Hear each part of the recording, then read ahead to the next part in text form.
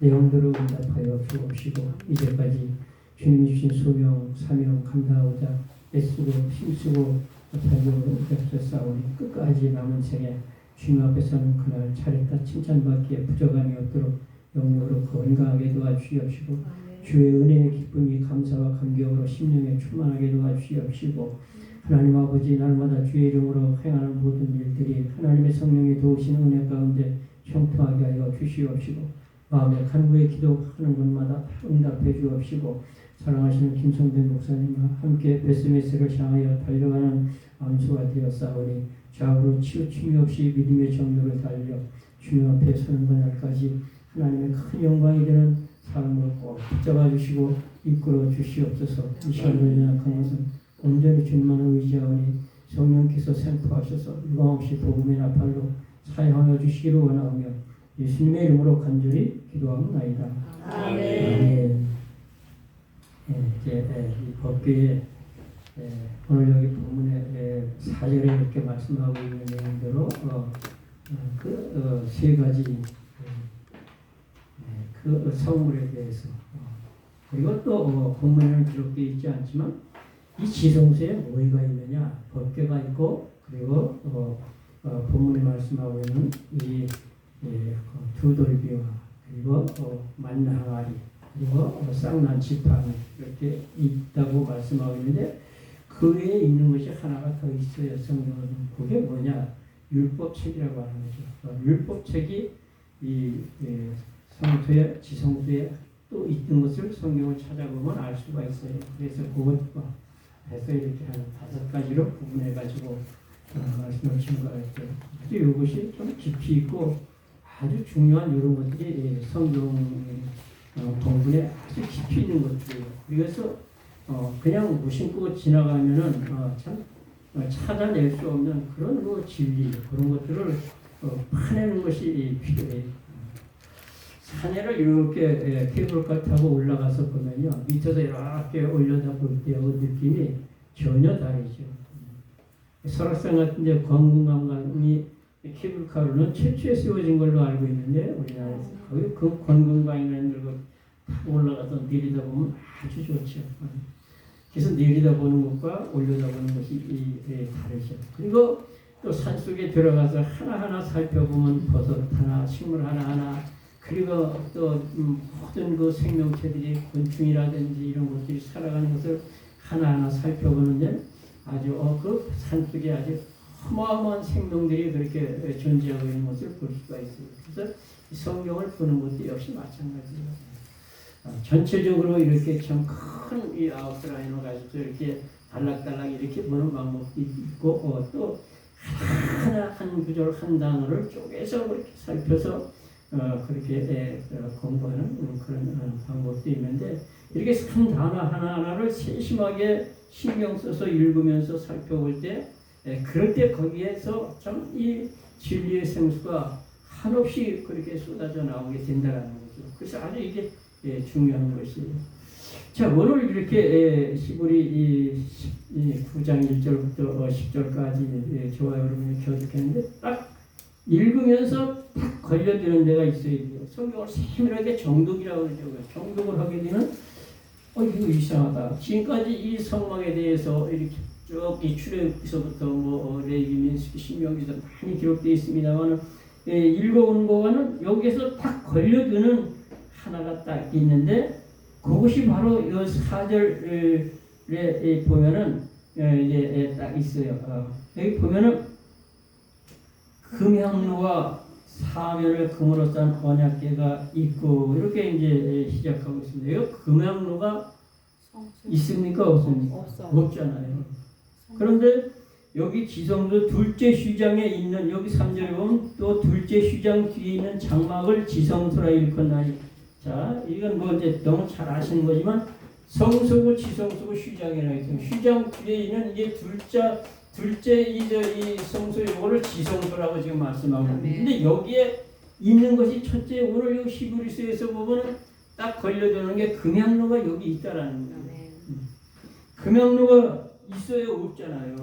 지금까지 그런데 거기에 딱 걸렸는데 저기 있습니다만 금향로가 저기 이제 분양 단계에 저렇게 있습니다만 분향단 그러면 그 단은 글자 그대로 뭔가를 올려놓는 단이에요. 네. 이게 진짜 중요한 건 거기에 올려있는 향로라는 거지. 그리고 향로를 올려놓기 위해서 거기다 단을 이렇게 만들어 놓은 건데 거기 물론 단의 규격이라든지 모양이라든지 무슨 뭐 이런 거 전부 이미 분향단을 좀 설교할 때 많은 말씀을 증거해 드렸습니다만 그거보다도 더 중요한 것이 하나님 앞에 영광을 올려드리는 그 향로란 말이죠.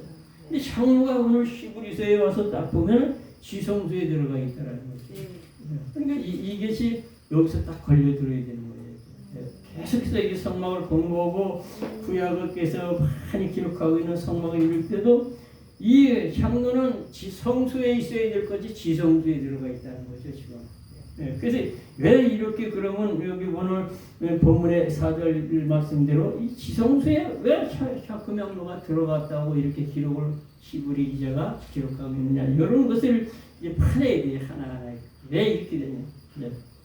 이것을 파내는 데는 자 먼저 일단 이제 서론적으로 이렇게 쭉 설명을 해 갔는데 히브리 9장을 이 속죄일날이 이 7월 10일이에요. 유대인들의 속죄일이. 이 속죄장을 찾아가 봐야 되는데 한번 찾아가 보시기 바랍니다. 레위기 16장이 속죄일장이야. 속죄장이에요. 레위기 16장에 가서 12절과 13절을 여기를 읽어야 돼요. 그래야 이 말이 풀어져 나오는 거예요. 안 그러면 이게 딱 걸리는 거예요. 아니 왜 지성소에 왜 금향로가 거기 들어가 있냐 이거죠. 성소에 있어야 되는 물건이에요.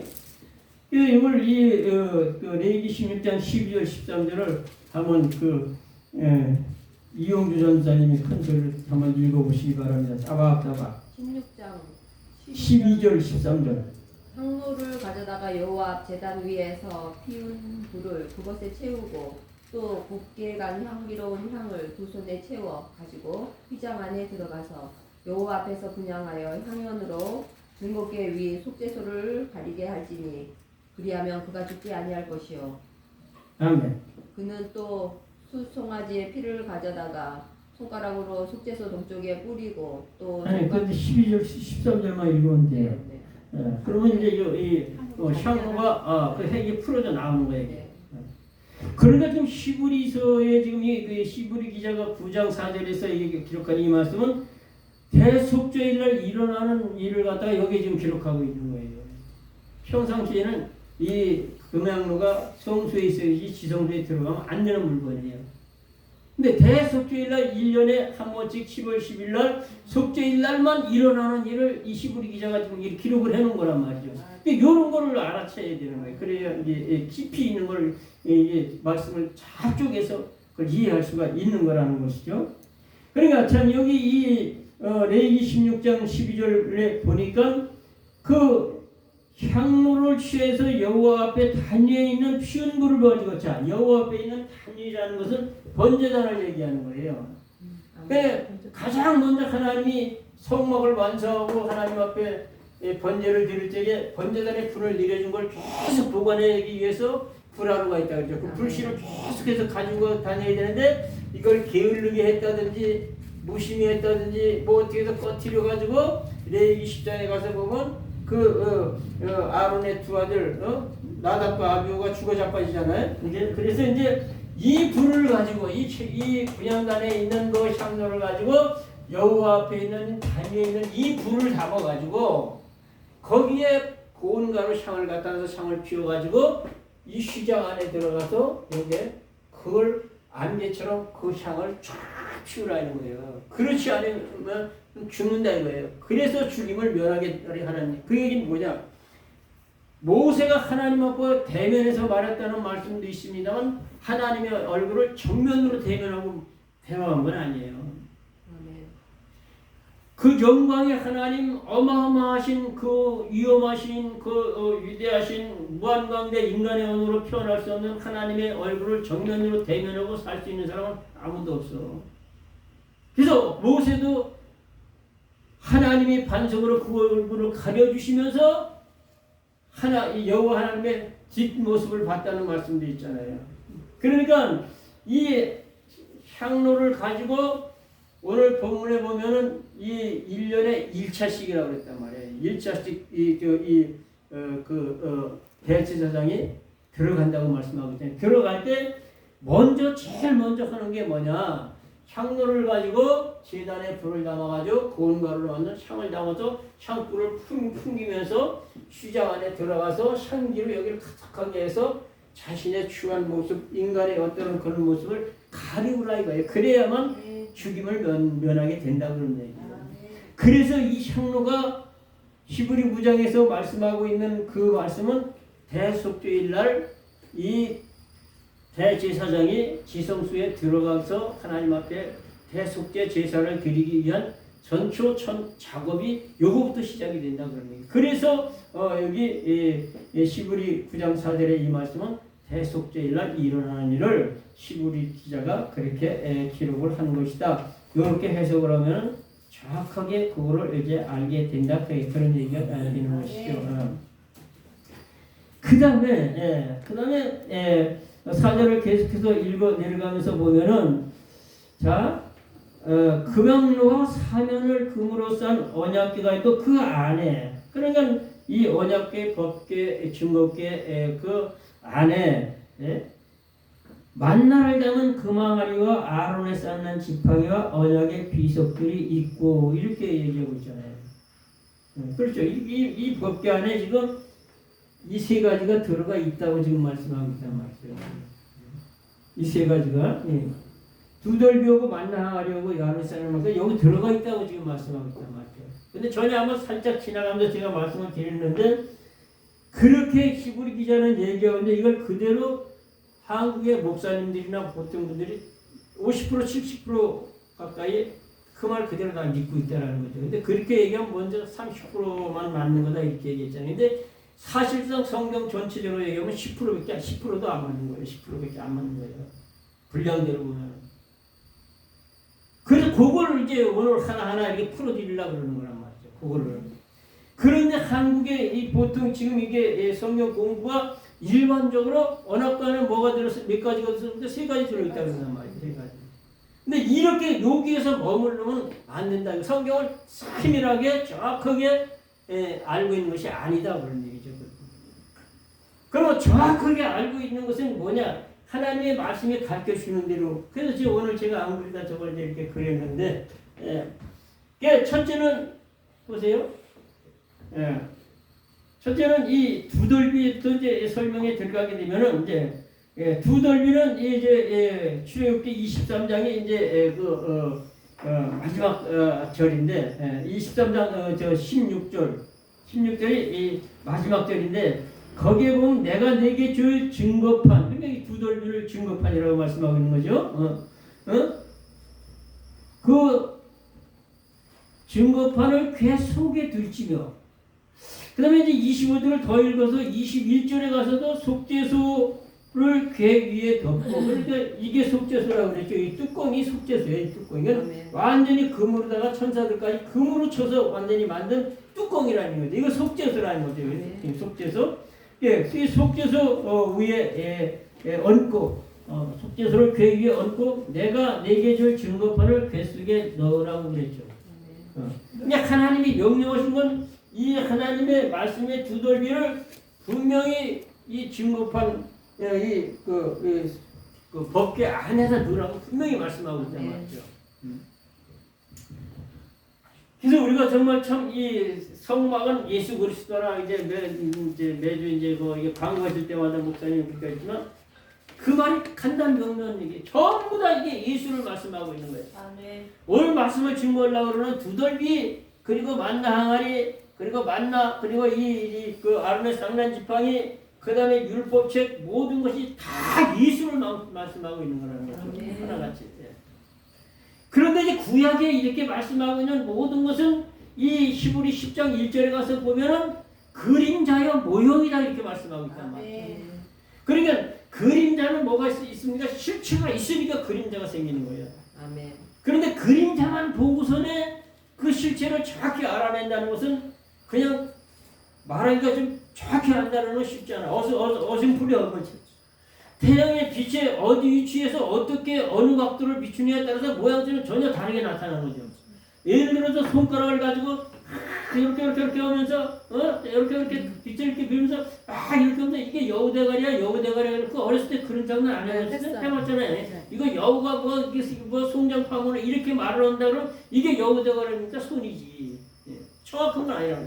그래서 구약의 율법은 뭐냐? 그림자의 모형이라 그랬잖아요. 구약의 이 성막의 모든 것이 예수 그리스도를 예표적으로 모형적으로 예언적으로 나타내 보여주고 깨닫게 하기 위한 그림자고 모형이라는 거예요. 그죠? 네. 그래서 그거를 보면서 실제적인 예수님을 갖다가 바로 알고 깨달아가는 것이 이게 중요한 거라는 거죠. 네. 그래서 우리는 예수 그분이 가장 중요한 거 아닙니까? 아멘. 그래서 오직 우리 주 예수 그리스도의 은혜와 저를 아는 지식 안에서 자라가라는 거죠.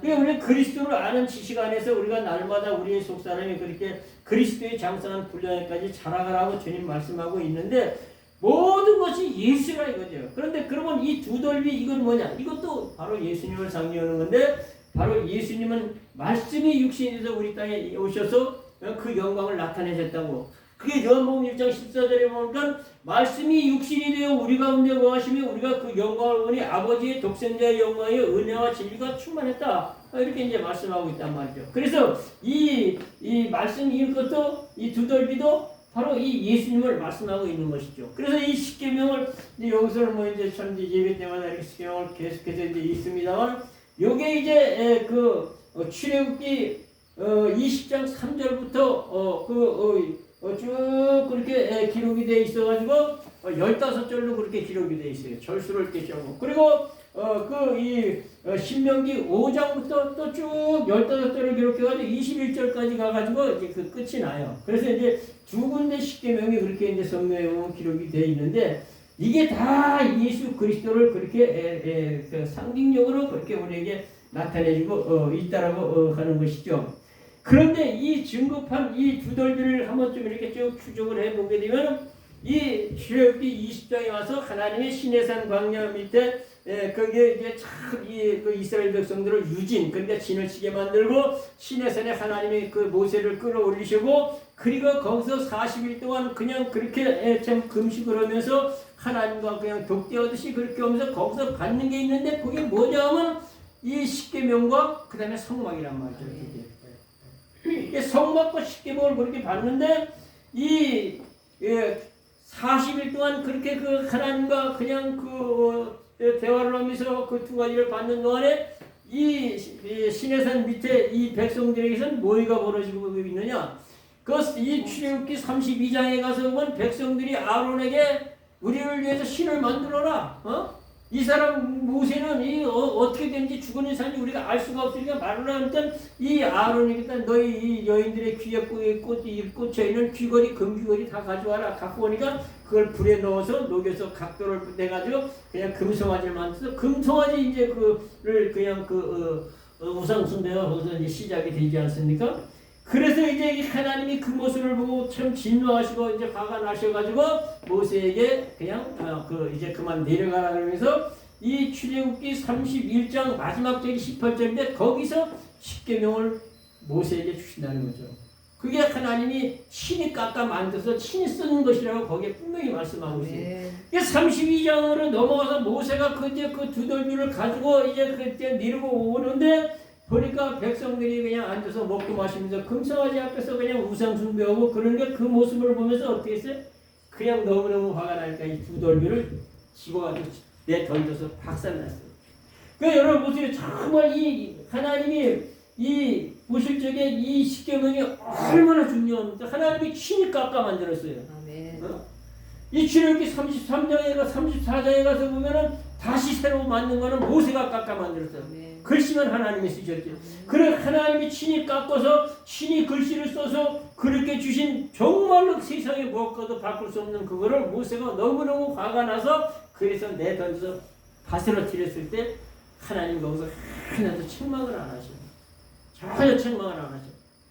인간적으로 볼 때 예를 들어서 제가 이현주 전사님한테 정성 들여가지고 해서 선물을 하나 줬는데 그걸 받아가지고 조금 있더니 그냥 하나씩에서 깨버렸다가 그러면 기분이 얼마나 상하고 상대를 얼마나 무시하는 행동이잖아요. 성의를 전혀 생각도 안 하는 거예요. 그런데 하나님 그 어미하시고 영광스러운 그 하나님 그 영광의 본체 하나님께서 만들어 주신 걸 모세가 박살냈는데 모세한테 한 번도 책망을 안 하셔요. 그러니까 여러분 정말 참 이 우리가 하나님을 섬기는 데 있어서 이 의리는 가져야 돼요. 모세를 보더라도 그게 바로 하나님 편에 선 의기예요. 아멘. 아멘. 그러니까 우상 숭배를 하면서 막 그냥 하나님 앞에 정말 가증스러운 행동을 막 하는 걸 볼 때 이 속에서 그런 의기가 전혀 없다라 그러면 그건 아니야. 괘씸한 생각이 들고 그냥 화가 나고 좀 막 그냥 그래 있게 정상인 거예요. 그게 진리 편에 있어서 진리의 싸움을 싸우는 그 성도의 그런 마음이 되는 것이죠. 그래서 이렇게 받아치는데 하나님이 하나도 책망을 안 하는데 하나님이 왜 책망을 안 하셨겠느냐? 말씀은 하나님이요 하나님은 예수님이요 예수님은 하나님이요 말씀이요 그랬다고 말씀하고 있잖아요. 이 첫 예수는 깨져야 돼요. 십자가에서 깨지고 죽어야 돼요. 그래서 하나님이 모세를 전혀 책망을 안 하신 거예요. 그들이 이제 8, 9년 동안 또 뱅글뱅글 광야를 갔다가 그냥 그때부터 잡아들기 시작을 해가지고서는 이제 그 좀 르비둠에서 그렇게 그 출애굽기 17장에서 이 바이돌에서 이제 샘이 나오는 사건이 있었잖아요. 그러니까 이 두 돌비 이제 첫 돌비는 깨져야 된다는 건 예수 그리스도는 깨져야 된다. 십자가에 죽어야 된다. 그리고 거기서 생수가 터져야 된다. 물과 피를 흘려서.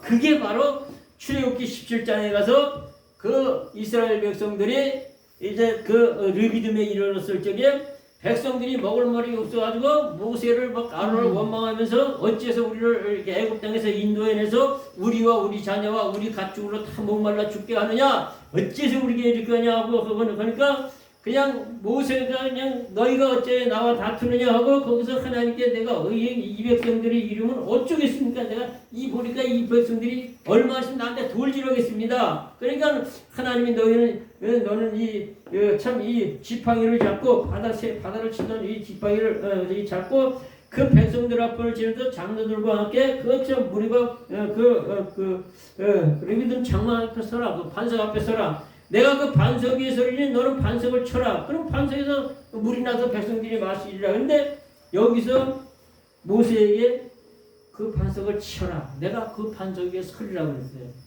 그 누굴 친다는 얘기야 지금? 하나님을 친다는 얘기야. 내가 그 반석 위에 설 테니까 너 반석을 쳐라 그러는 거예요. 그래서 모세가 그 말대로 행해서 반석을 갖다가 치니까 반석이 깨지면서 물이 나와서 백성들을 먹였잖아요. 마셨잖아요.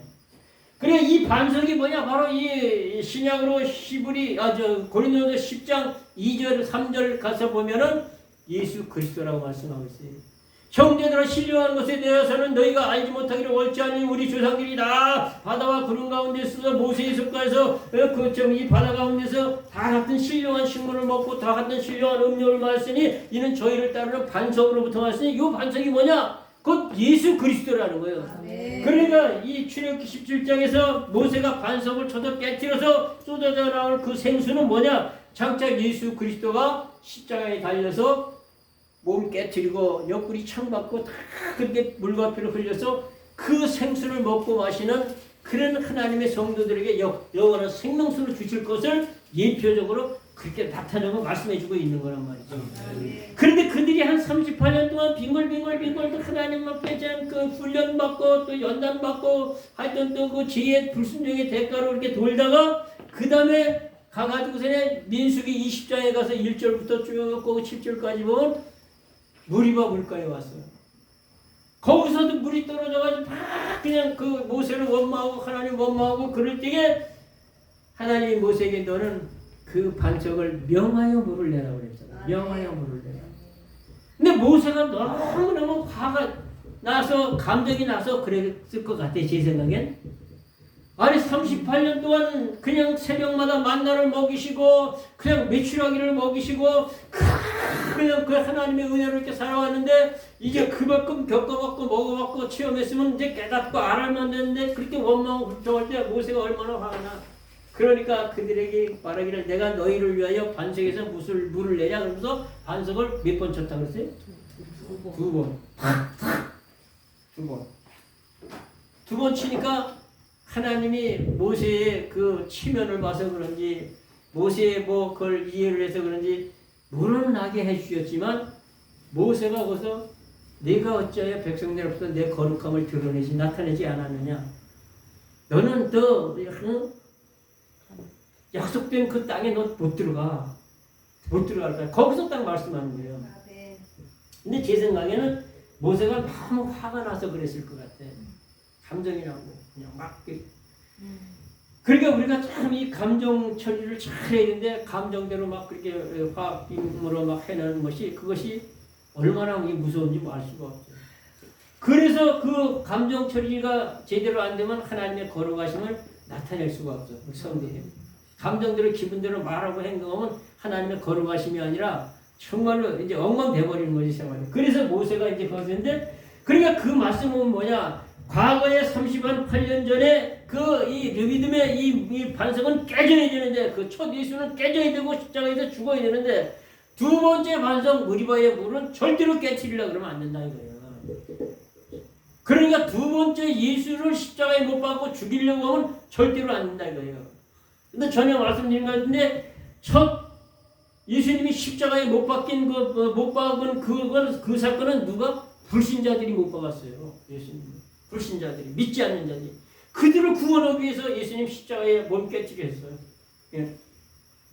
두 번째 예수를 십자가에 못 박는 자들은 뭐냐? 믿는 자들이야. 아멘. 믿는 자들. 믿는 자들이 그들이 예수님을 십자가에 못 박는단 말이에요. 그거를 어디에서 말씀하고 있느냐 하면 이 히브리 6장 4절 8절에 한 번 비침을 얻고 하늘의 은사를 맛보고 성령의 참여한 바 되고 하나님의 내세의 능력과 권세를 맛보고 다시 타락한 자는 다시 회개케 하여 깨끗게 할 수 없나니 이는 저가 하나님의 아들 예수를 다시 십자가에 못 박아 현재의 욕을 보이니라. 이건 뭐라고 그러죠? 두 번째 십자가에 못 박는 사람들이 누구예요? 한 번 비침을 얻고 하늘의 은사를 맛보고 성령에 참여한 바 되고 하나님의 내세의 능력과 권세를 맛본 자들이라 이거예요. 그들이 타락하게 되면 어떻게 돼요? 예수를 다시 십자가에 못 박는다는 거예요. 근데 그런 사람은 어떻게? 다시 회개케 하여 깨끗게 될 수가 없다는 거예요. 왜? 하나님의 아들 예수를 다시 십자가에 못을 박는 행위이기 때문에. 그러면서 이어지는 말씀이 땅 위에서 내리는 그 자주 내리는 그 비를 흡수하고 농부에 쓰기에 합당한 열매를 내면 어떻게? 하나님께 복을 받고 만일 가시와 엉겅퀴를 내면 어떻게? 버림을 당할도 저주함이 가까워.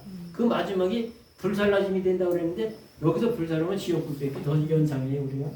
그렇기 때문에 우리가 예수 믿다가 자꾸 엉뚱한 짓 하고 예수 믿다가 잘못되면 예수님을 십자가를 다시 못 박는 거예요. 그게 뭐냐? 바로 이 민수기 20장에 무리바야 물에서 반석을 두고 깨치는 그 모세가 약속의 땅에 못 들어가게 된 동기가 되었다 그런 얘기예요. 아멘. 그렇기 때문에 우리가 참 이 두 돌비를 이렇게 추적해 가면서 이렇게 보게 되면 다 예수님이라니까. 다 예수님이에요.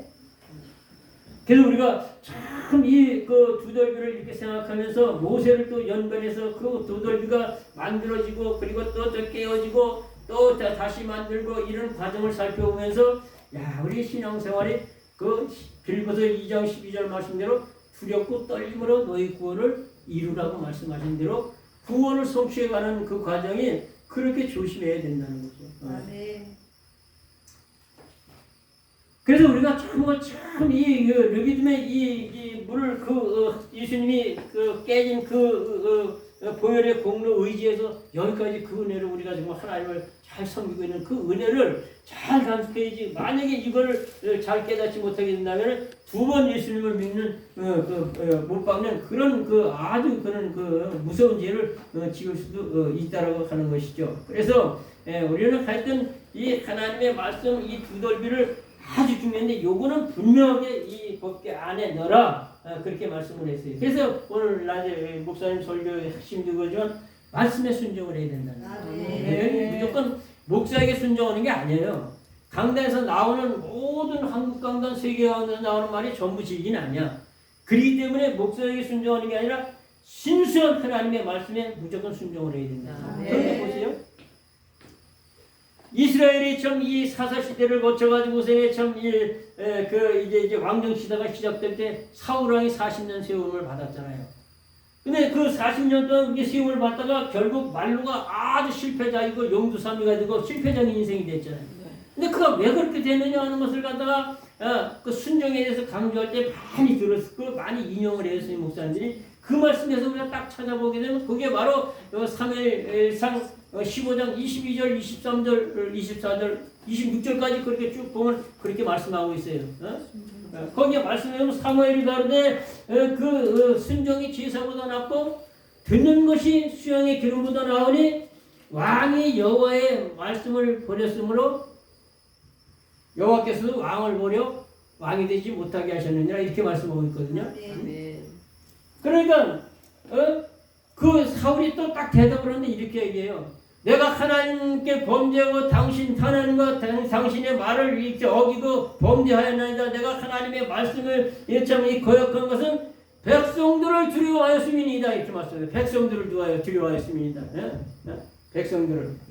그러니까 하여튼 이 백성들이 우리에게 왕을 세워달라, 우리에게 왕을 세워달라, 우리에게 정말 카리스마가 있고 정말 리더십을 강한 왕이 없기 때문에 사사들이 이렇게 이제 다스리고 이런 왕이 없기 때문에 자꾸 우리가 참 힘이 하나가 되지 못하고 이 힘을 자꾸 받게 되고 자꾸 연약해지니까 우리를 강력하게 이끌을 그런 그 리더십 있는 왕을 달라고 막 그렇게 부르짖고 그랬을 때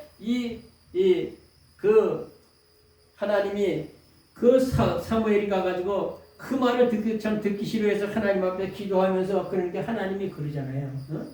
백성들이 원하는 대로 그 말을 다 들어. 그들이 너를 보는 것이 아니라 나를 버려서 자기들의 왕이 되지 못하게 하는 이렇게 말씀하거든요. 그러니까 하나님이 우리 마음의 왕자에서 우리를 다스리고 통치하고 이끌어 하시는 왕이 되어야 되는데 백성들의 말을 더 두려워하고 무서워했던 이 사울왕이 40년 왕정 시대를 실패적으로 하는 것이 백성들의 말을 두려워했기 때문이라는 것이죠.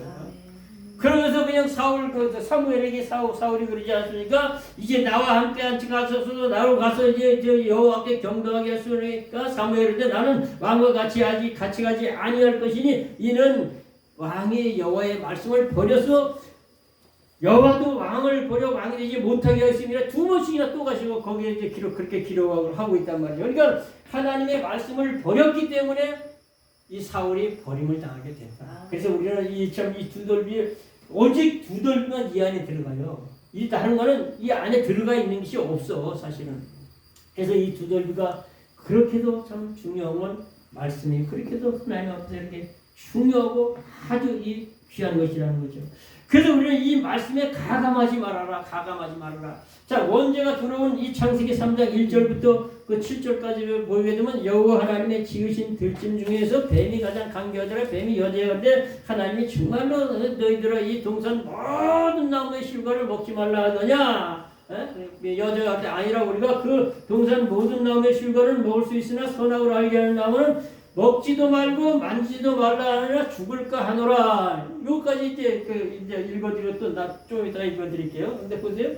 여기서 이제 이 하와가 가하고 감하는 그런 내용을 뭐냐면 이 만지지도 말라고 그랬잖아요. 만지지도 말라고. 근데 그런 말이에요. 창세기 2장 17절에 보면 선악을 알게 하는 나무의 실과는 먹지 말라. 먹는 날에는 정령 죽으리라 그래서. 정령 죽으리라. 그래서 만지지 말라는 말은 없어요. 근데 이제 만지지도 말라 하였느니라고 이제 이 하와가 더 했잖아요. 가했잖아요. 그 다음에 보면은 정령 죽으리라고 주님은 말씀하셨는데 죽을까 하노라. 그러니까 이게 뭐예요? 예? 그냥 긴가민가 시석을 죽을 수도 있고 안 죽을 수도 있고 그럴 수도 있고 안 그럴 수도 있고 이 얄뿌리는 그런 말이란 말이에요. 정령 넌 죽어 이렇게 단정적으로 딱 잘라지는 것이 아니라 죽을까 하노라 이렇게 심하게 시성을 해버렸단 말이에요. 그러니까 뱀이 또 뭐라고 그러냐면 뱀이 여자할 때 아니라 너희가 그 실과를 먹는 날에는 너희 눈이 밝아져서 선악을 알게 돼 하나님과 같이 되어 선악을 알게 될 것이니 이렇게 말씀하고 있단 말이에요. 그래서 6절에서 이 여자가 그 나무의 실과를 먼저 먹음직도 하고 보암직도 하고 지혜롭게 얼마큼 탐스럽기도 한 나무인지라 여자가 그 나무의 실과를 보고 자기하고 함께 그 아담 자기 남편에게도 주매 그도 먹은지라 이에 저희의 눈이 밝아져서 자기들의 몸이 벗은 줄 알고 무화과 나무에 굴려서 심어. 이거 7절인데 채했다 이거죠. 근데 보세요. 육신의 눈은 맑아졌어. 선악과를 먹는 순간에 육신의 눈은 맑아졌는데 영적인 눈은 까막눈이 되는 거야. 그래서 벗은 것을 가렸다는 건 인본주의로 자기를 수치를 가리고 부끄러운 가를 가려지는 게 아니야. 그 창세기 3장 21절에서 여호와 하나님이 아담과 그 아내를 위해 가죽옷을 지어 입혔다고 그랬잖아요. 가죽옷은 찢어지고 낡아지고 그러는 게 아니란 말이죠. 그 가죽옷을 만들려면 이제 양이 죽든 소가 죽든 죽어서 피 흘리고 가죽을 벗겨야지 만들어진단 말이에요. 그러니까 예수님의 십자가의 대속의 보혈의 은총, 그 믿음의 의의 세마포를 입을 때 우리가 우리의 이 부끄러운 수치가 가려지는 것이 우리 인본주의 방법으로 선행으로 부재로 봉사로 어떤 걸로도 그걸 자기의 수치가 가려지는 것은 아니다 이거죠. 그것은 햇빛이 나고 바짝 말라버리면 비비적할 때마다 다 바스러져나고 수한 것이 그대로 드러나게 된다는 것이죠.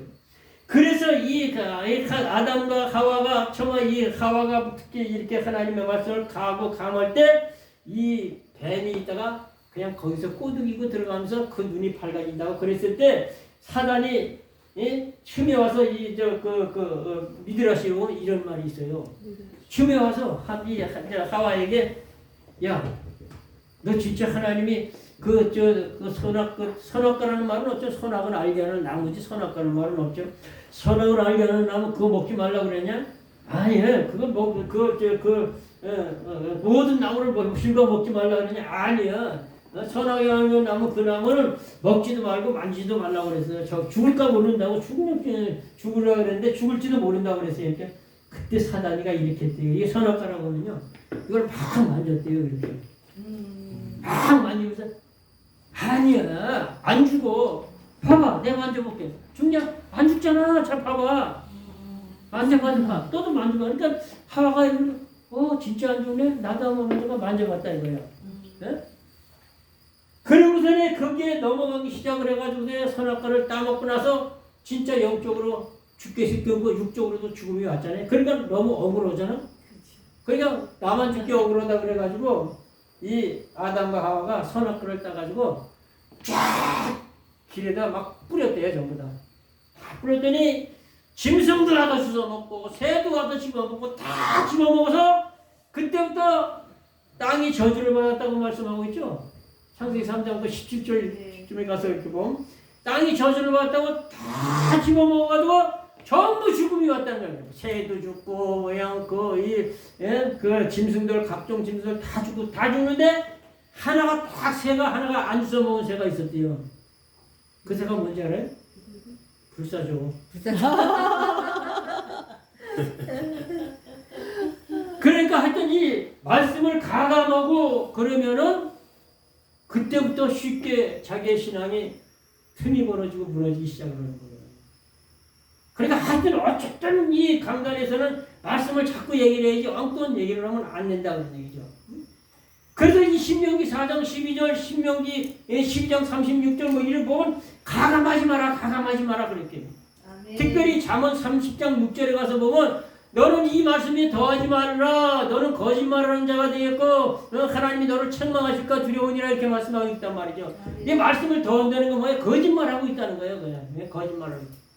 특별히 이 요한계시록 같은 경우에는 요한계시록 22장이 마지막 장인데 거기 18절부터 쭉 마지막 21절까지 보면 무시무시한 말씀을 하고 있잖아요. 내가 이 예언의 말씀을 듣는 각인에게 증거하노니 누구든지 이 책에 기록된 말씀 위에 말씀에서 이제 이 제언하는 자는 내가 이 하나님의 낙원에 있는 생명나무와 그 거룩한 성에 참여해서 재버리고 누군지 이 예언의 말씀을 위해서 더하는 자는 내가 이 책에 기록된 모든 재앙을 그에게 더해준다고 그랬잖아요.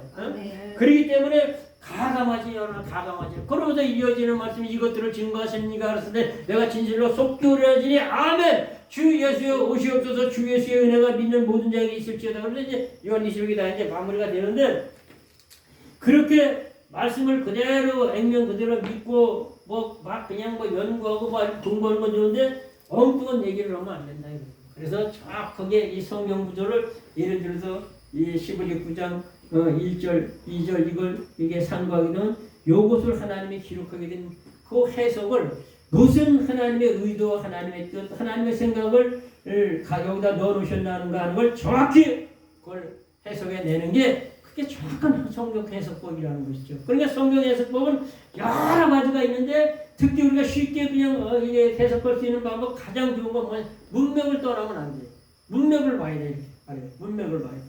그 두 번째는 이 성경이 성경을 해석되게 만들기 위해서 짝을 찾아야 돼.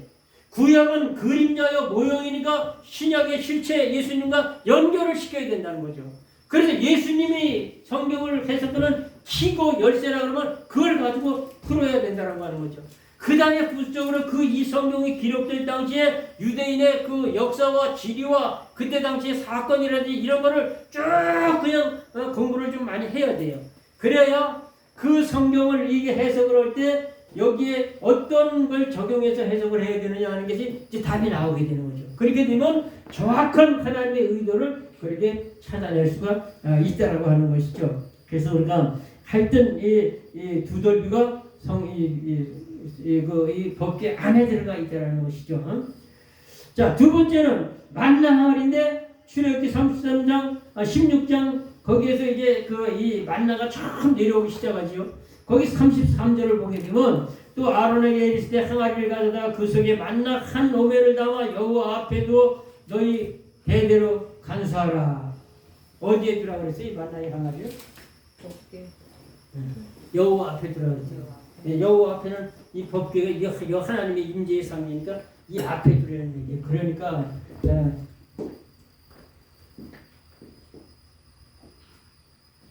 이게 여기서는 이게 두덜비는 들어가 있어요. 그 다음에 만나 항아리는 여호와 앞에 두라는 거예요. 이렇게 앞에 두라는 거예요. 이게 만나를 하나님 이 앞에다 두라고 이제 법궤 앞에다 두라고 그랬는데 이 만나도 역시 예수 그리스도를 나타내고 있는 것인데 이 만나는 구약의 이스라엘 백성들이 출애굽기 16장부터 여호수아 5장 12절에 보면 거기서 만나가 끝이 나요. 끝이 나는데 광야 40년 동안 그들이 계속해서 이 만나로다 먹부선에 그렇게 살아온다는 것인데 이것도 역시 만나도 예수 그리스도를 모형적으로 나타내는 것인데 바로 예수님이 장차 이 땅에 오셔서 지금부터 2000년 전이죠. 바로 저와 여러분에게 영원한 생명의 떡으로 생명의 양식으로 주실 것을 예표적으로 그림자적으로 모형적으로 보여준 것이 이 만나 사건이라고 하는 것이죠. 네. 그래서 우리가 지금 이 만나에 대해서도 조금 더 이렇게 공부를 하고 좀 이렇게 알아가는 것이 좋은데 일찍이 신명기 8장 1절부터 4절에 이 기록한 말씀에 보게 되면 내가 오늘 명하는 모든 명령을 너는 지켜 행하라. 그리하면 너희가 살고 번성하며 내가 너희 열조에게 맹세한 땅에 들어가서 거기 거하리라. 내가 오늘날 네게 명하는 이 모든 명령을 너가 지켜 행하면 이렇게 말씀을 하면서 이제 그러면서 내가 너희를 갖다 이 광야 40년 동안 너 광야길을 걷게 하신 것을 생각하라. 이는 너희를 낮추시고 너희를 시험하사 너희 마음이 어떠한지 그 명령을 지키는지 아니 지키는지 알리하심이라.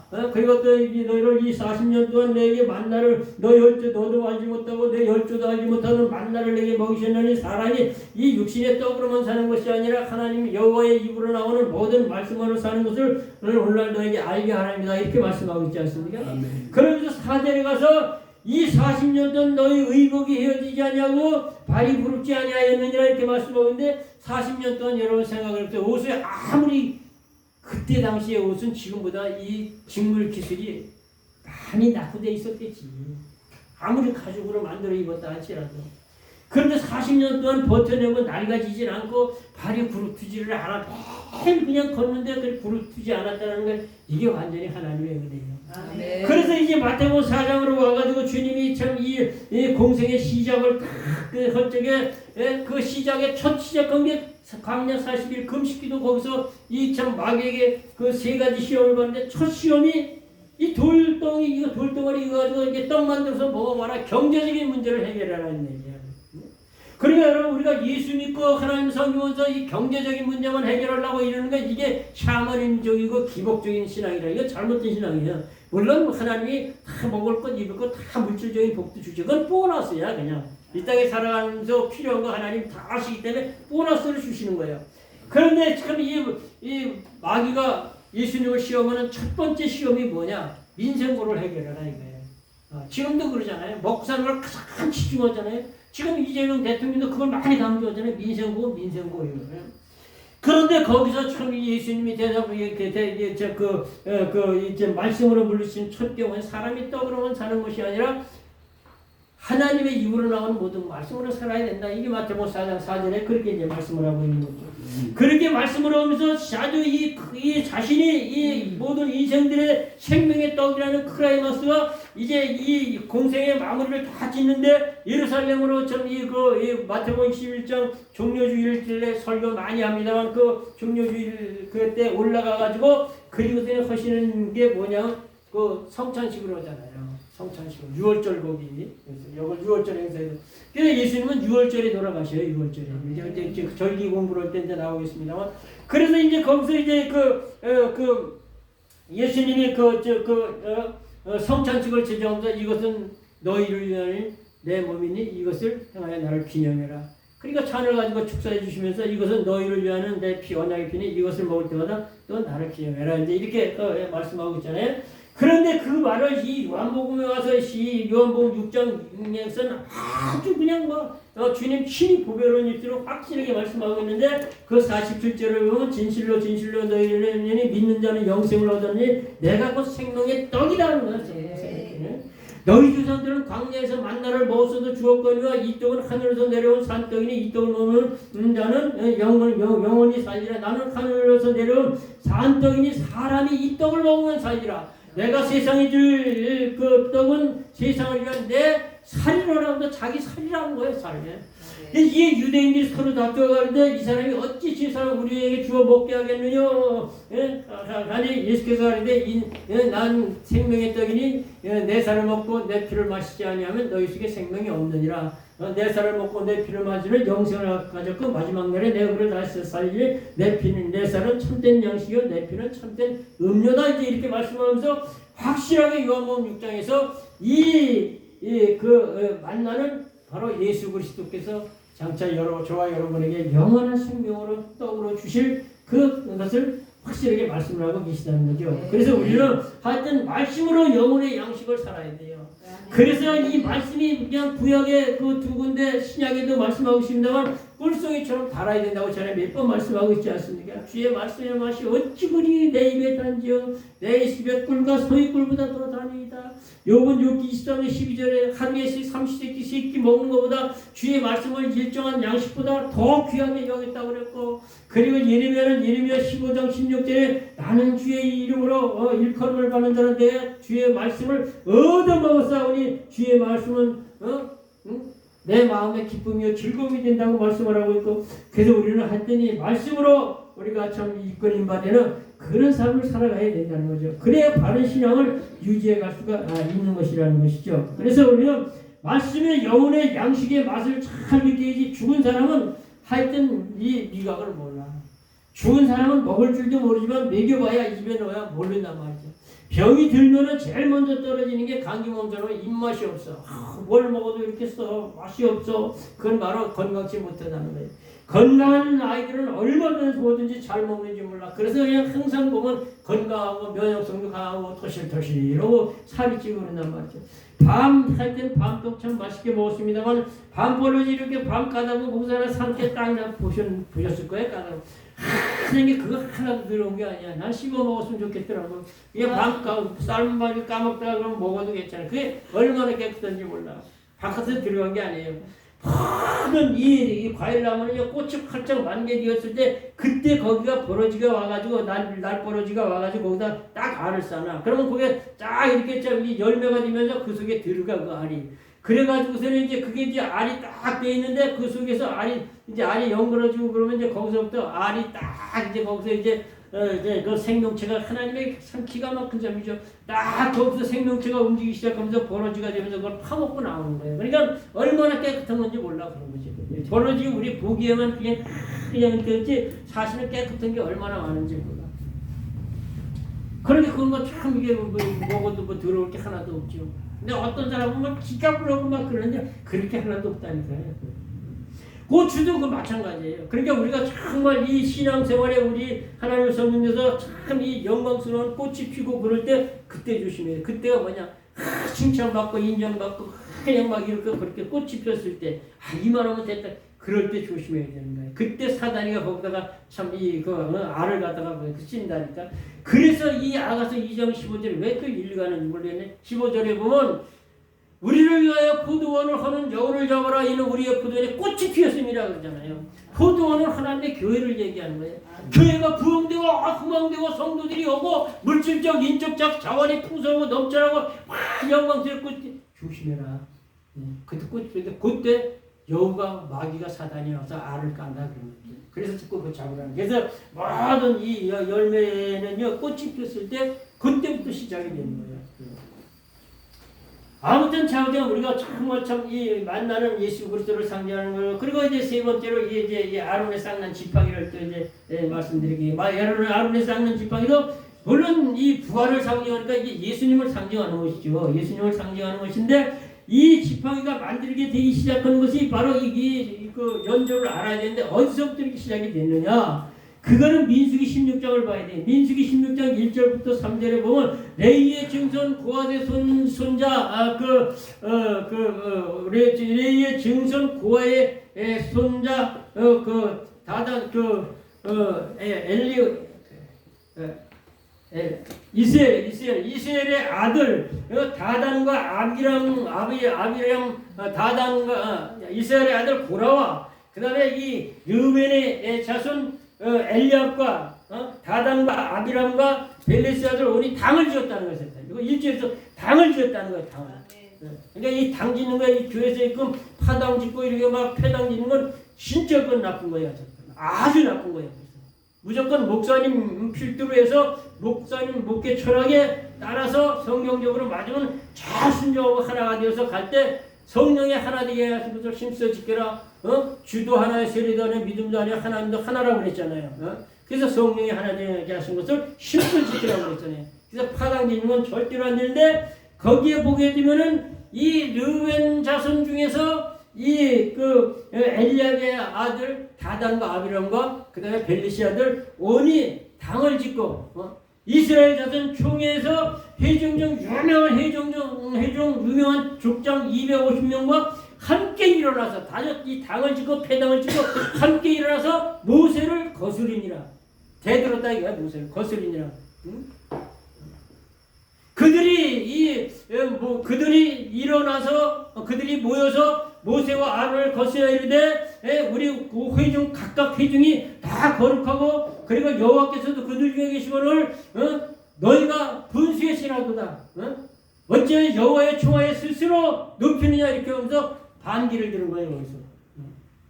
그러니까 그 5절에 가서는 모세가 엎드렸다가 일어나서 그렇게 반기를 들고 일어났을 때 모세가 보여준 행동은 뭐냐? 간단해요. 그리고 이 민수기 16장 4절에 보면 모세가 엎드렸다가 일어나서 기도했다 그런 얘기야. 그들하고 맞대꾸하지 않고 그냥 기도했다는 거예요. 그들하고 일어나가지고 너희가 각 지파 중에서 그 분양 향로에다 그 향을 담아가지고 하나님 앞에 향불을 풀고서 나와라. 하나님이 택한 자가 누구인지 분명히 보여줄 것이다. 그래서 하나님 앞에 기도했더니 하나님이 이스라엘 그 족장을 대표해서 이 지팡이 12개를 17장으로 넘어가서 17장으로 그걸 가져와서 여호와의 단 앞에 여기 보세요. 자, 여기 이제 있을 테니까 여기 제가 민수기 17장 10절에 여호와께서 모세에게 이르되 아론의 지팡이는 증거께 앞으로 도로 가져다가 거기 간직하여 패역한 자에 대한 표중이 되게 하여 저에게 죽임을 면하게 하라고 이렇게 말씀하고 있어요. 그러니까 이 하나님이 이 모세에게 이스라엘 지파를 대표하는 지팡이 12개를 취해 가져와서 지팡이마다 이 족장의 이름을 다 쓰는데 레위 지팡이에는 아론이라고 써라. 그래서 12개를 갖다가 이렇게 갖다가 놨어요. 이렇게 갖다가 놨는데 그 다음날 모세가 또 들어가서 보니까 아론의 지팡이만 싹이 나서 아론의 지팡이만 달라가던 게 아니라 12개를 다 끌어안고 나왔어요. 그래서 이스라엘 족장을 백성들 앞에 다 보여줬어. 보여서 각 지파 자기 지팡이 찾아가 자기 이름 찾아가는데 레위 지팡이만 이렇게 음이 돋고 싹이 나고 이렇게 꽃이 피고 열매를 맺었다고 그랬어요. 이렇게. 그래 꼼짝 못한 거지. 그러니까 참 여기서 보세요. 여기서 왜 이스라엘 백성들이 모세에게 반기를 드는 건 조금 이해가 가. 내가 생각할 때 이해가 가. 그런데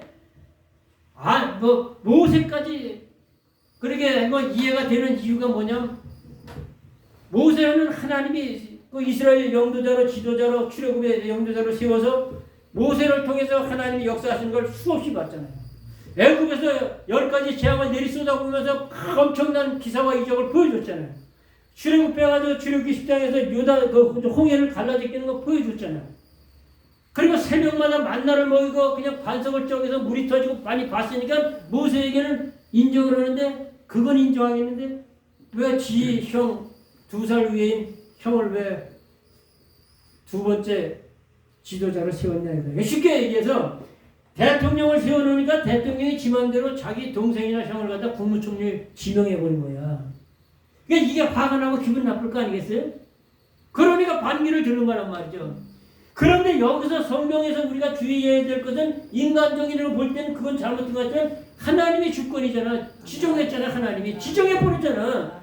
그 하나님이 지정하신 건 반기를 들 수가 없고 반론을 할 수가 없는 게 우리 성도들의 신앙이 돼야 된다고 생각해요. 하나님이 지정했는데 할 말이 무슨 있냐. 그 징표를 보여주겠는데 지팡이를 각 족장들마다 이름을 써서 쭉 12개를 갖다 놨는데 이 레위 지파에서는 아론이 이름을 써라 그랬는데 아론의 지팡이만 이렇게 음이 돋고 싹이 나고 꽃이 피고 열매를 맺었다. 찍소리 못하게 만드는 거죠. 그런데 여기서 시간이 벌써 다 갔는데 여기서 한 가지 더 이제 지금 자 오늘 여기 히브리 9장에 보세요. 7절인가 7절 또 보세요. 자 7절에 오직 둘째 장막은 여기 지성소를 얘기하는 거예요. 지금 둘째 장막은 대제사장이 혼자 둘이 들어가던데 1년 1차씩 들어가되 피 없이는 아니하나니 이 피는 자기와 백성의 허물을 위하여 드리는 거죠. 자 여기 1차씩을 갖다가 1년에 한 번 그렇게 읽으면 안 된다고 그런 얘기예요. 그렇게 많이 생각을 한다 이거예요. 많은 사람들이. 이게 그 틀린 거다 이거예요. 1년에 1차라고 그랬지 한 번과 1차는 전혀 다른 거예요. 1차는 예를 들어서 김대중 대통령이 북한에 가가지고 김정일 위원장을 1차 회담을 통해서 3번 만났다. 3번 회담을 했다. 그러니까 1차 회담을 했지만 회담의 번수는 1차 상면을 했지만 그 3번을 했다 이거죠. 그러니까 왜 지금 오락가락 하려고 하는데 자 이게 너무 길고 방대하니까 자 지성들은 7월 12일 날 1년에 1차 한 번만 대제사장이 들어가고 아무도 못 들어간다는 게 이게 틀렸다 이거야. 거의 모든 사람들이 이렇게 생각하고 있다 이거야. 60% 70% 그래요. 거짓말 아니야. 여기 계신 분들은 신앙의 수준이 대단하니까 그런 사람이 하나도 없겠지. 근데 제가 볼 때는 그렇다는 거예요. 그렇게 얘기하면 안 된다는 거예요. 1년에 1차가 아니고 여기 대제사장은 1년에 7월 10일 한 번밖에 못 들어가는 게 아니고 3번 들어가. 여기. 3번 들어가. 이 3번 들어가.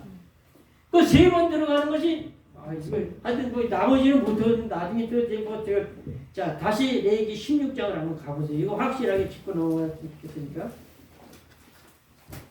자 이게 이제 대속죄일날 일어나는 사건인데 자 11절부터 제가 읽게요. 11절 읽고 12절 읽고 교독해 봅시다. 아론은 자기를 위하여 속죄제에 수송아지를 드려 자기와 건숙을 위하여 속죄하고 자기를 위하여 그 속죄제 수송아지를 잡고 일단 잡았어요. 여기서. 그 다음에 12절 불을 가져다가 여호와 제단 위에서 불을 그에게 세우고 곱게 간 향기로운 향을 두 손에 채워가지고 휘장 안에 들어가서 자 1차 들어간 게 뭐예요?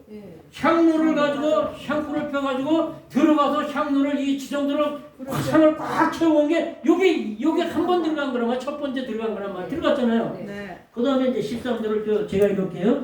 여호와의 앞에서 분향하여 향연으로 즐겁게 이 속죄소를 가려우게 할지니 그리하면 그가 죽임을 면할 것이고 아까 이제 설명한 거죠. 그 다음에 14절에 그는 또 수송아지 피를 취하여 손가락으로 속죄제 동편에 뿌리고 또 손가락으로 그 피를 속죄소 앞에 7번 불을 끄죠. 두 번째 수송아지 자기를 위해서 가지고 들어서 피를 가지고 들어가서 이 번제단 속죄소 동편에 피우라고 그랬잖아요. 자, 이 제사장이 이게 커요. 이거 실제보다는 이게 이제 실물은 크다 이거보다. 이거는 75cm 정도 되는데 이 실물은 1m 50 정도 돼요. 2규빗 반이니까 2규빗 반이면 1m 25 정도 되는 거지. 1m 25. 그러니까 이렇게 드린단 말이야. 이렇게 제사장이. 동편은 어찌 들어오는 게 동편이잖아요. 아멘. 여기가 동편이고 여기가 수건데 법궤인데 제사장이 여기서 제사를 드리니까 동편에 여기에 피를 뿌린다는 건 법궤 앞에 7번 수송아지 피를 뿌리는 거예요. 그건 자기 죄를 먼저 속하기 위한 제사를 1차 드리는 거예요. 왜냐하면 아무리 대사장이라도 피의 유전자적인 이 죄의 바이러스를 타고난 인생이잖아요. 그래서 먼저 자기의 죄를 사하는 성결하는 깨끗한 제사를 1차 드려야 들어갈 수가 있잖아요. 그래서 드리는데 7번 뿐인데 여기서 한 가지 더 붙을 건 이 제사장들의 잘못한 죄는 이 제물의 선택권이 없어요. 무조건 소를 잡아야 돼. 근데 이 제물에 쓰이는 것이 몇 가지가 있냐면 자, 소, 양, 염소, 그 다음에 비둘기. 네, 비둘기잖아. 네? 근데 여기서 제일 가치고 비싼 게 뭐예요? 소지, 소. 그거 모르면 나이가 2자리도 안 되는 사람이. 근데 이 제사장이 잘못한 거는 무조건 이 소를 잡아야 돼. 그러니까 큰 사람의 작은 죄가 작은 사람의 큰 죄보다 하나님은 더 크게 보셔. 그러니까 그 누가복음 12장 그 3절 4절 이하에 쭉 보면 여러 이렇게 보면은 그렇게 말씀하고 있어요. 이 주인의 뜻을 알고도 행치 아니한 자는 많이 맡게 되지. 네. 주인의 뜻을 알지 못하고 행한 자는 적게 맡게 된다고 하잖아요. 네. 제사장 정도가 되면 하나님의 말씀도 알고 알 만큼 다 한다 이거지. 네. 이 사람이 그걸 알면서도 짓는 죄는 하나님 더 크게 보죠. 그래서 이 야고보서 3장 1절부터 보면 형제들아 너희는 선생들 우리가 더 큰 심판을 받을 줄 알아 많이 선생되지 말라고 그랬죠. 선생은 뭐야? 잘 아는 사람이야. 그렇기 때문에 우리가 이 목회자가 되고 교역자가 돼서 알 만큼 아는 사람이 더 엉뚱한 나쁜 짓 십계명을 범하면서 빤히 잘못된 걸 알면서 하는 건 더 크게 많은 거예요. 이 사람은요 하나님 앞에 재물 선택권이 없어요. 큰 거래요. 근데 일반적으로 백성들이 선택하는 재물은 비둘기가 가장 많아. 왜? 가장 편안하게 부담 없이 드릴 수가 있잖아요. 그래서 이 집비둘기 없으면 산비둘기라도 돼요. 성경이 보면. 아무튼 그래가지고 이제 피를 가지고 들어갔잖아요. 이거 두 번째 들어갔잖아요. 또 보세요.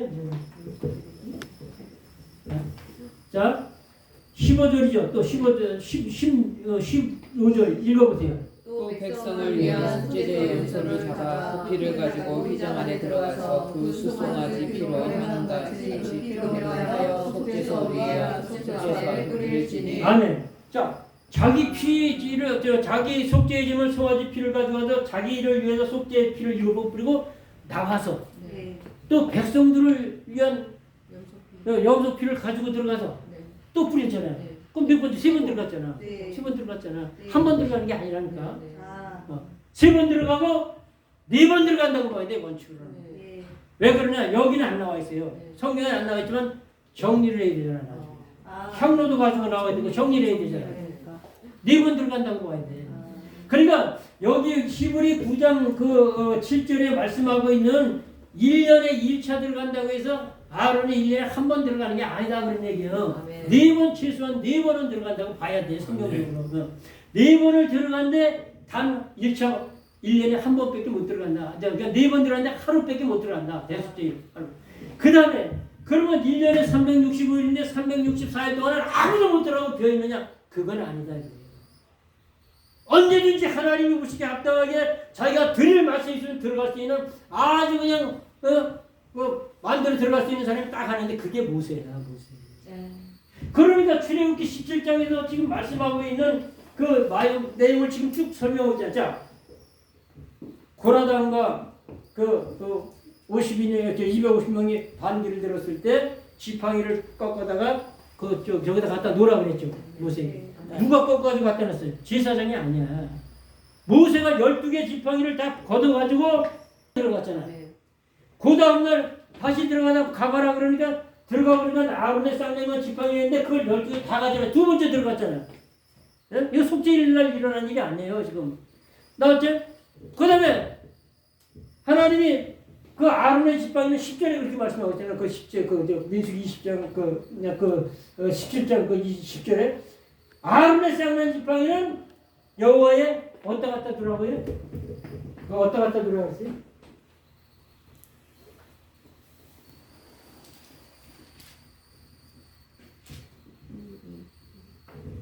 앞에 갖다 두라고 했죠. 여기 보세요. 자, 민수기 17장 10절에 여호와께서 또 모세에게 이르시되 아론의 지팡이는 증거롭게 앞으로 도로 가져다가 거기 간직하여 패역한 자에 대한 표징이 되게 하여 저희의 죽임을 면하라고 말씀하고 있죠. 아멘. 어? 그러니까 자 보세요. 어디에 갖다 놨어? 자, 만나가리는 법궤 앞에, 아론의 쌍나이도 증거궤 앞에, 두덜비는 법궤 안에. 성경이 그렇게 분명히 가르쳐주고 있잖아요. 지금 다. 네. 또 가르쳐주고 있는데 이 아론의 쌍난 지팡이는 쉽게 얘기해서 예수님 안에서 우리의 옛사람이 죽고 새사람이 되어서 영원한 생명을 얻는다는 부활의 소망이 우리 기독교의 핵심적인 이 기독교의 중추, 척추가 되는 교리가 바로 이 부활이잖아요. 아멘. 주님이 부활하지 않았다면 기독교는 탄생할 수가 없어요. 아멘. 주님의 말에 만약에 주님의 무덤에 지금까지도 그 무덤 속에 그냥 뼈가 돼 있다면 우리 기독교는 탄생할 수가 없어. 아멘. 그냥 이 절에서는 그냥 그 인도에서 그냥 그 석가 다비식 건데 그 장례 다비식 그 성령 태우는 다비식 건데서 이 성문이 나왔는 걸 갖다가 금으로다가 연꽃을 만들어 거기다 놓으니까 수많은 이 세계의 사람들이 그걸 갖다가 보러 온다고 그러잖아요. 절을 하고. 기독교는 그런 게 아니다 이거예요. 만약에 예수님의 시신에 머리카락 하나라도 확실하게 유전적으로 나타났다면 기독교는 충격적이야 이거는. 그래서 예수님은 그 완전히 빈 무덤이잖아요. 그러니까 빈 무덤에서 시작되는데 기독교는 영원한 생명, 이 부활을 얘기하는 거죠. 그래서 저와 여러분도 이 부활 신앙으로 철저히 가지고 있기 때문에 둘째 부활의 소망을 가지고 하늘나라 소망을 가지고 사는 거잖아요. 그게 바로 이 계시록 20장 6절에 가서 보면은요, 이 첫째 부활에 참여한 자들이 복이 있고 거룩하다. 둘째 사망이 저희를 다스리는 권세가 있고 오히려 저희가 그리스도 하나님과 그리스도의 대제사장이 되어 그리스도와 더불어 1000년 동안 왕노릇한다고 그랬잖아요. 왕노릇하기로 하다고 그랬잖아요. 그리고 이어지는 말씀이 두 번째 부활에 참여한 불신자들의 부활이 바로 10절부터 보면 그 백보자 심판이 등장되는 거예요. 거기 쭉 나오잖아요. 신보자가 여호와 그 앉으신 일을 보니 하늘과 땅이 그것에 피하여 간 데가 없더라. 그러면서 이제 모든 죽은 자들이 다 그 앞에 섰는데 거기 책들이 펴있고 책에 기록된 대로 모든 사람들이 심판을 받으니 그러면서 참 사망 그 음부도 그 가운데서 죽은 자들 내어주고 바다도 그 가운데서 죽은 자를 내어주고 이렇게 그 백보자 심판을 이제 쭉 거기서 이제 기록하고 있는데 그래서 이 부활도 부활의 천년에 되신 예수 그리스도를 나타내는 게 전부 다 예수에 갖다 연결이 되는 거예요. 아멘. 그래서 우리가 정말 참 그 고린도서 15장에 보면은 그 35절부터 그 44절까지 보면은 아주 알아듣기 쉽게 그냥 그 이 부활에 대해서 주님이 만드신 만물의 그 생명이 짝트는 자연계를 그 예를 들어가면서 확실하게 그렇게 말씀하고 있는 것을 그걸 볼 수가 있다라고 하는 것이죠. 고린도서 15장 35절 때 누가 묻기를 죽은 자들이 어떻게 다시 살며 어떤 모습으로 오냐 하니 어디서 온 자야 내가 꾸리는 씨가 죽지 아니하면 그들 다시 살지 못하겠고 또 너희는 다른 형체의 그 형체를 뿌리는 것이 아니라 다른 그 미지나 알갱이 같은 것을 지금 뿌릴 때 하나님이 그 뜻대로 그 형체를 주시느니라 그렇게 말씀하면서 그냥 그 형체가 하늘에 있는 형체도 있고 땅에 있는 형체도 있는데 거기에 보면 사람의 형체도 있고 짐승의 형체도 있고 공주의 새의 형체도 있고 물속에 있는 고기의 형체도 있는데 그 형체마다 하나님이 그 뜻대로 그 형체를 주시는데 이게 하늘에 있는 영광이 따로 있고 땅에 있는 영광이 따로 있으니 해의 영광이 다르고 달의 영광이 다르고 별의 영광이 다른데 별과 별의 영광이 다르도다. 그러면서 이 장차 나타날 주님 앞에 나타날 영광스러운 거기에 참여하면서 받을 상급에 대해서 또 달리 이렇게 쭉 말씀하고 있는 것을 볼 수가 있다라는 거죠. 그러면서 우리가 그렇잖아요. 참 밀을 이삭을 갖다 그냥 딱 심는 게 아니에요. 이삭을 심는 게 아니잖아요. 다음 빌리사하게 붙은 알갱이 하나 심지만 하나님 형체를 주실 때는 그냥 어마어마하게 그냥 그 많은 그 수확량이 붙은 이삭을 주잖아요. 그걸 말씀하고 있는 거예요. 조 같은 거, 수수 같은 거는 하나 조그만 거, 눈곱만한 걸 심었지만 여기에 700알, 800알 뜬다고 그래요. 조나 수수는. 그러니까 하나님이 우리에게 얼마나 놀랍도록 축복하는 것처럼 우리의 부활도 그렇다는 거예요. 부활 후에 우리의 영광스러운 삶의 그는 이렇게 어마어마한 축복된 존재라는 걸 그걸 말씀하고 있는 거죠. 그래서 부활은 첫째 부활과 둘째 부활인데 이 아론의 지팡이도 오직 예수님을 말씀하고 있는 것이거든요. 그래서 이 고린도 15장 20절에 보면 다만 우리의 생이 다만 이 생뿐이요 우리 모든 사람 가운데 가장 불쌍한 자라고 이렇게 말씀하시며 20절에 가서 보면 그러나 그리스도께서 죽은 자들 가운데서 다시 살아 잠자는 자들에게 첫 열매가 되셨다고 이렇게 말씀하고 있잖아요. 그럼 주님이 그냥 그 나사로의 무덤 앞에 거기까지 가셔가지고 그냥 마리아가 죽어서 슬퍼하고 그럴 적에 그냥 나는 부활이요 생명이니 나를 믿는 자는 죽어도 살고 나를 살아서 나를 믿는 자는 영원히 죽지 않는데 너 그것을 믿느냐고 그랬잖아요. 질문. 그러니까 저와 여러분에게 믿는 거예요. 너 그거 믿냐? 믿습니다. 그런데 이 마리아가 믿음이 부족해서 부활 때는 우리가 다시 그 나사로 오빠 다시 살아날 줄 알아요. 부활 때는 주님이 다시 강림하실 때가 부활이지. 그런데 주님은 그렇게 그 말씀하신 게 아니라는 거죠. 그래서 35절에 가서 보면 예수께서 눈물을 흘리시더라 간단하게 말씀하시면서 돌을 옮겨놓으라 그 죽은 자의 너희 마르다가 죽은 지 나흘이 돼서 벌써 참 냄새가 나고 그냥 이 송장물에서 냄새가 나나이다. 그러니까 내가 내 말을 믿으면 하나님의 영광을 보리라 하지 아니하니 돌을 옮겨놓으 예수께서 하늘을 올라가서 아버지 하나님이여 이제도 내 기도를 들으시면 내 말을 들으시면 감사합니다. 내가 이렇게 말하는 것은 나를 위한 것이 아니고 이들로선 무리를 위한 것이니 이들로 아버지를 믿게 하라고 이 말씀하시나요? 이 무덤을 향해서 나사로야 나오너라 하니 죽은 자가 배로 칭칭자는 없어. 이 칭칭 가는 채로 걸어 나오니까 예수께서 풀어놓아 다니게 해라. 사망의 모든 죽음의 사슬을 다 풀어주신 그 하나님 바로 예수 그리스도가 이 부활의 첫 열매가 되셨다라고 하는 것이죠. 그래서 우리는 사망과 죽음은 것들을 이기는 걸 갖다 다시 말씀하시는데 고린도서 15장으로 또 가서 거기 50절부터 형제들아 그 형제들아 내가 신뢰한 것에 대해서 너희가 알지 못하기를 내가 이것을 원치 않냐고 내가 말해주는데 이렇게 말하면서 참 이 죽은 자들이 살 때가 오는데 어떻게 살 때가 오느냐 바로 이 죽은 자들이 썩지 않을 것을 갈고 그냥 이 욕된 자들이 영광스러운 것으로 다시 살고 그 다음에 이제 그 약한 것이 강한 것으로 다시 살고 그 다음에 참 이 그 육의 몸을 이렇게 신고 신령한 모습으로 살게 되는데 그 육의 몸이 있으니 신령한 몸이 있다. 그러면서 그런 게 소망적인 얘기를 이렇게 말씀을 하시면서 이제 내가 너희를 알지 못하느니 참 이 나팔 소리가 울려나고 퍼질 때 그때 죽은 자들이 다시 썩지 아니할 것을 살고 우리도 변화하리라. 이 썩을 것이 썩지 아니할 것을 입고 죽을 것이 죽지 아니할 입으로다. 이 썩을 것이 썩지 아니할 것 죽을 것이 죽지 아니할 입을 그때에는 사망이 이기마되리라 하는 것을 말씀이 이루리라. 사망은 너의 이기는 것이 어디냐? 사망에 너의 이기는 것이 쏘는 것이 어디냐? 사망에 쏘는 것이 뭐냐? 이 율법이요. 지혜의 권능은 이 율법이요. 그 사망이라고 말씀을 하면서 그러므로 형제들아 견고하여 흔들리지도 말고 그냥 주에게 더욱더 힘쓰는 자들아 이는 저와 여러분이 이 주 안에서 수고하는 모든 것이 하나도 헛되지 않는다고 그렇게 말씀하면서 이제 마무리를 짓잖아요. 그럴 때 우리가 참 이 부활도 예수 그리스도를 상징하는 것이다. 시간이 다른데 조금만 더 하면 끝나겠는데 세 번째로 율법책에 대해서 제가 여기 지성제 율법책이 있다고 말씀드렸잖아요. 여기는 안 나왔지만 그 율법책은 언제 신명기 31장 24절부터 25절은 모세가 이 율법의 말씀을 다 책에 써서 마침내 여호와의 언약궤를 매는 대리 사람들이 가져다 율법책을 가져다가 여호와의 궤 곁에 두고 이렇게 말씀하고 있어요. 거기 보면 곁에 두라고. 그러니까 율법책을 써서 여호와의 궤 이제 여호와의 법궤를 제가 지금 그린 거란 말이죠. 이렇게 곁에 두라고.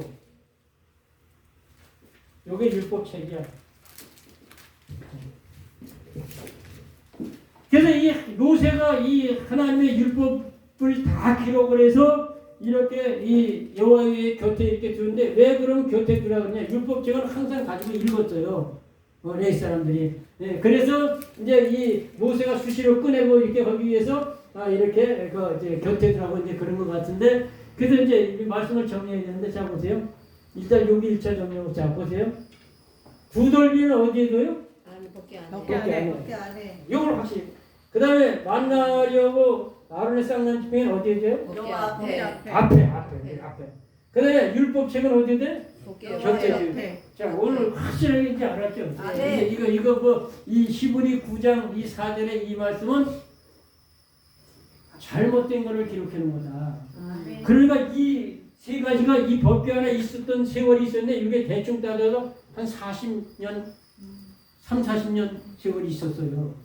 왜 있었느냐? 광야에서 계속해서 이동을 할 때 따로따로 보관하면 잊어버릴까봐 그랬는지, 불편해서 그랬는지 이 안에 들어간 적이 있었다 그런 얘기예요. 들어간 적이 있습니다. 근데 그거는 불과 3, 40년의 세월밖에 안 돼요.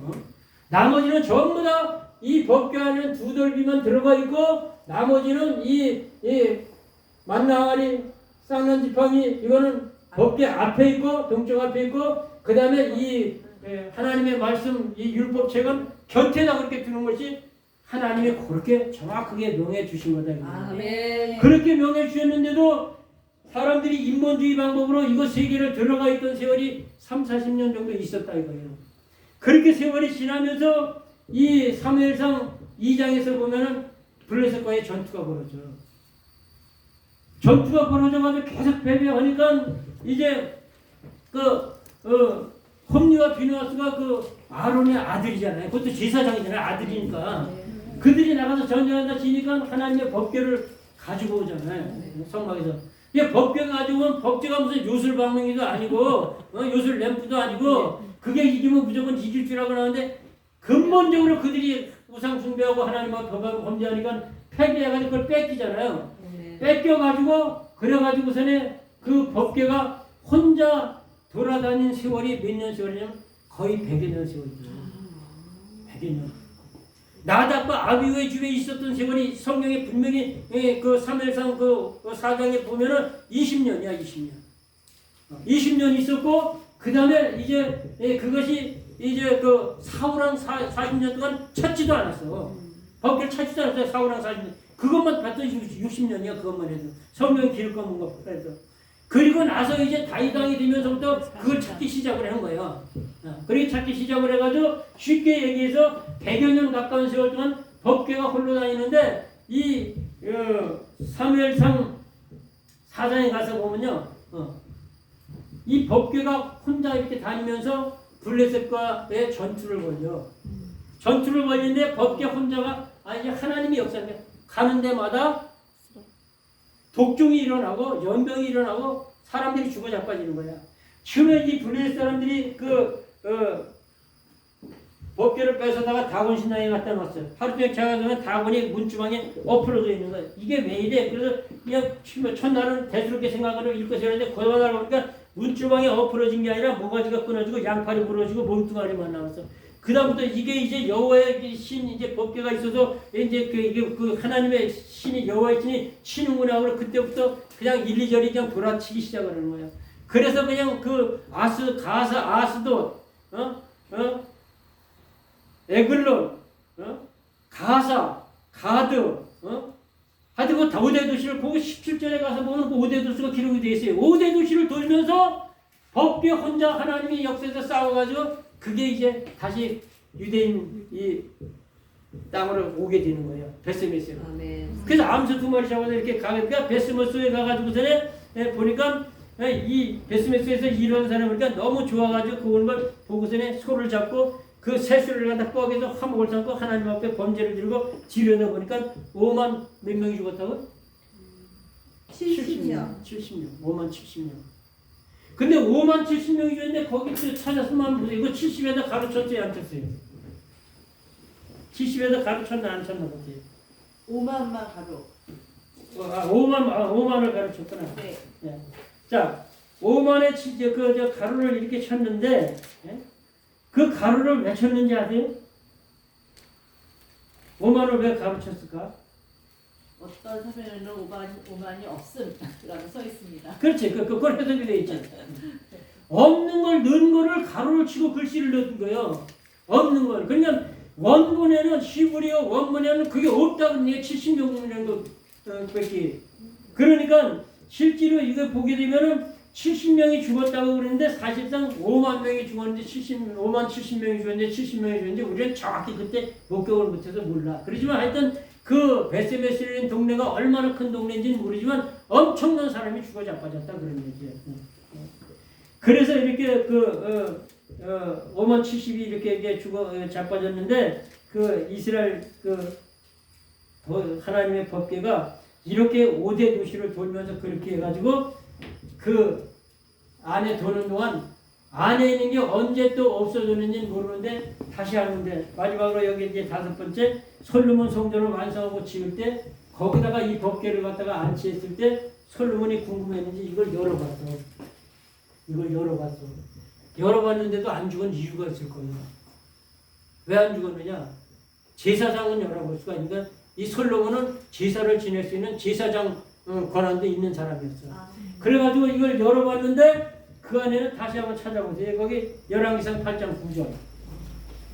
열왕기상 8절 9절에 보면은 여기 딱 나와 있어요. 정확하게. 그 안에는 두 돌판 위에 아무것도 없었다고. 네. 이렇게 나와 읽어보세요. 그 안에는 두 돌판 위에 아무것도 없었다. 이것은 이스라엘 자손이 땅에서 나오고 여호와께서 저희와 언약을 맺으실 때 모세가 호렙에서 그 안에 넣은 것이라. 요거 한 군데 똑같은 글이 똑같이 쓰여져 있는 데가 있는데 그게 역대하 5장 10절에 딱 그렇게 그래요. 두 군데 이렇게 그랬어요. 그래 보세요. 자, 이게 이제 말씀을 이제 마무리되는데 이 안에 지금 이 오늘 본문 히브리 9장 4절에는 세 가지가 들어가 있었죠. 솔로몬이 성전 짓고 이걸 갖다 성전에다 안치할 때 솔로몬이 열왕기상 8장 9절에 이렇게 지키다 보니까 두 돌판밖에 없었어요. 그럼 나머지 아론의 쌍난 지팡이하고 만나가리는 어딜 갔다는 거예요? 없어졌다는 거지. 왜 그걸 뭘 말해? 하나님의 명령을 어기고 인간적인 편차주의, 인간적인 육신의 생각의 소욕으로 한 모든 것은 다 없어진다 이거. 다 사라진다. 끝이다 이거예요. 그래서 오직 하나님 말씀만이 세세토록 남아있는 거예요. 그래서 이 하나님의 명령에 불순종한 것들은 다 잊어버렸고 이 귀한 것들이 다 사라졌는데 하나님의 말씀 뒤돌만 명령대로 넣으라고 한 것만 남아 있었더라고 하는 것이죠. 그래서 이 시편 102편 25절 20절 천지는 없어지려나 주는 영존화 시키고 그것은 하옥같이 낡으니 의복같이 바꾸시면 바뀌려 주는 여사하고 주의 연대는 대대에 미친다라고 이렇게 말씀하고 있고 우리 주님 이것도 다 주님을 말씀하고 있는 거예요. 주님은요 이 요한계시록 1장 10절부터 쭉 보게 되면요 나는 처음이요 나중이야 그랬고 그리고 요한계시록 22장에 가서도 이 보게 되면은 거기에서도 13절에 22장 13절에는 나는 알파와 오메가의 처음과 나중에 시작과 끝이라 그랬고 오직 두 덜미 말씀되신 예수님만이 영원부터 영원까지 시작부터 끝까지 존재하는 것이지 인간의 모든 것은 다 무너지는데 마지막 결론적으로 이스라엘 백성들이 온 땅의 구음이 이 언어가 하나고 족속이 하나일 적에 동방으로 옮겨가다가 신할 평지를 만나서 거기서 말하기를 자 우리가 벽돌을 맞아 건교에 굽고 성과제를 쌓아서 대꼭대기가 하늘까지 닿아서 우리 이름을 내고 온 집에 흩어짐을 면하자 했을 때 하나님께서 하늘에서 인생들이 쌓는 대화성을 성과제를 보라고 강림하셨더라. 여호와께서 가라사대 이 백성이 구음이 하나의 언어가 하나의 족속이 하나이기 때문에 이와 같이 경영하니 앞으로 그 하는 것을 금지할 수가 없으라. 우리가 내려가서 저희를 언어를 갖다 혼잡게 해서 서로 알아듣지 못하게 하자고 여호와께서 거기서 내려와서 그들을 흩으셨으므로 그들이 서로 언어를 그냥 알아듣지를 못해서 그래서 그 어디를 바벨이라 했다고 했잖아. 바벨이라. 그러니까 인간이 쌓는 모든 바벨탑은 다 무너져요. 나라도 영원한 나라가 없어. 미국도 중국도 영원한 나라 아니에요. 이 땅에 인간이 쌓아올리는 바벨탑은 결국 무너지고 다 없어지지만 하나님의 말씀 하나님만이 영원하다 이거예요. 그래서 하나님의 명령을 어기고 여기에 집어넣었던 오늘 본문에 분명히 집어넣었잖아요. 세개 들어있다고. 집어넣었던 기간이 30-40년 있었다고 그랬잖아요. 그거는 결국은 다 없어지고 사라지고 솔로몬 성전 거기에서 이거 거기 넣을 적에 뒤져보니까 두 돌밖에 없고 다 없어져 버렸다. 그래서 오직 하나님의 말씀에 순종하면서 말씀 따라 하나님을 섬겨 나가면서 말씀의 연역의 축복을 받아 누리면서 천국의 주인공들 다 되시기를 주님의 이름으로 축원합니다. 말씀 생각하면서 잠깐 찬양 드리는 시간, 기도하는 시간 갖습니다.